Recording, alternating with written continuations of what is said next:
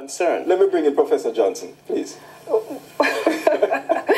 I know I'm meant to be talking about the media aspect of it, yes, but as a political analyst and someone who is research and governance and civil society, I have to say that I disagree respectfully with treating with an attendance at a civil society forum by a state-sponsored group or head of a state-sponsored project as misbehavior. I think the misbehavior would have to be attributed to what is the content of that representation. And I think Jamaicans for Justice, they desire justice. Hopefully, they desire justice for all Jamaicans, for the police and for those gunned down by criminals. We hope that their discharge is as expansive as that, and we have not had the levels of confidence that the JFJ has been as expansive in their mandate, or the appearance sometimes is problematic.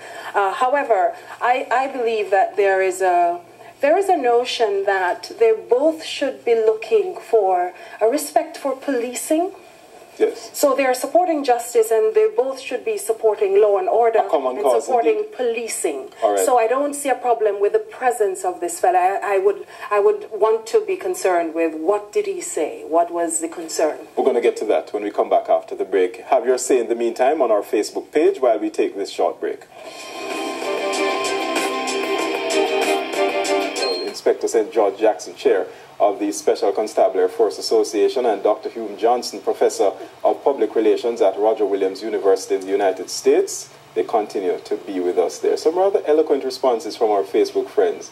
But before I get to those responses, the content of what was said by Terence Williams at the JFJ press conference appears, even by the police associations, not to be so much in disrepute. It's simply his appearance. You were pointing out. I was saying that, I am concerned more with what kind of representation was made by him, and to the point where we think that it's misbehavior. Yes. Because for me, sometimes it's not what we say, it's the language, the nature of how we determine, and sometimes we operate in a very shrill way in Jamaica.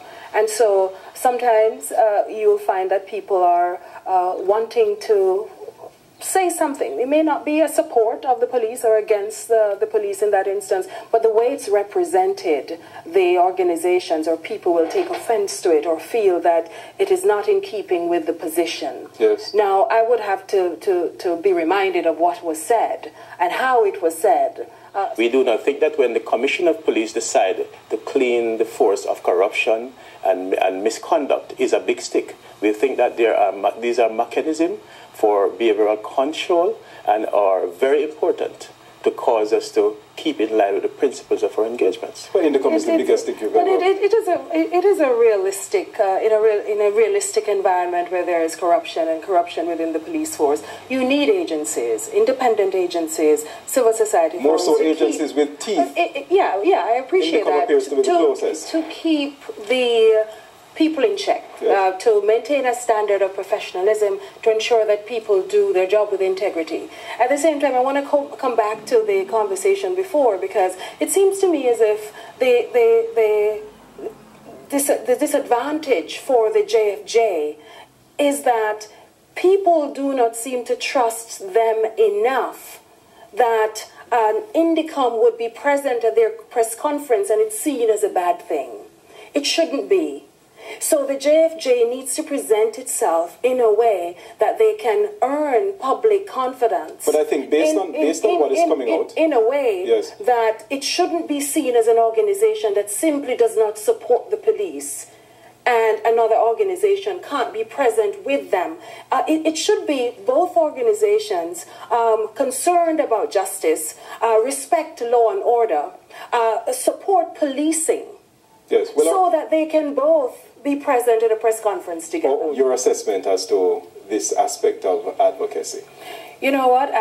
Political science scholarship says democratic talk is an important part of not only building democracy but ensuring a genuine civil society. So I am pleased to see that Jamaicans are using whatever avenue, whatever platform, traditional media or new media. BBM, we've seen instances where that has been used, but it's important for citizens to have spaces where they can effectively engage in the public discussion, they can interact with each other, they can have their interests articulated in a way. Agencies such as the Police Federation, the Special Constables Association, how should they treat with this kind of public outflow of support for either side?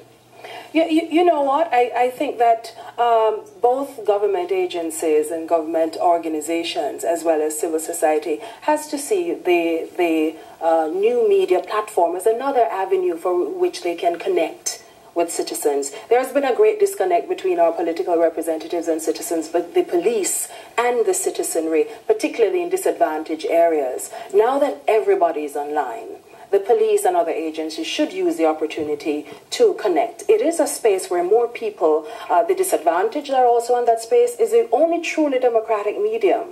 And the middle class is also more engaged in the conversation because they can write on their Facebook page. Nobody wants to finish their credit waiting in the online queue for talk radio, and so more of us are participating as spectators in our society. But with the advent of Facebook and other social networking sites, everybody is up and about on it all the time. It's a virtual civil society. So it's up to you now, St. George Jackson, to grab hold of that public sentiment, to understand what's happening in cyberspace.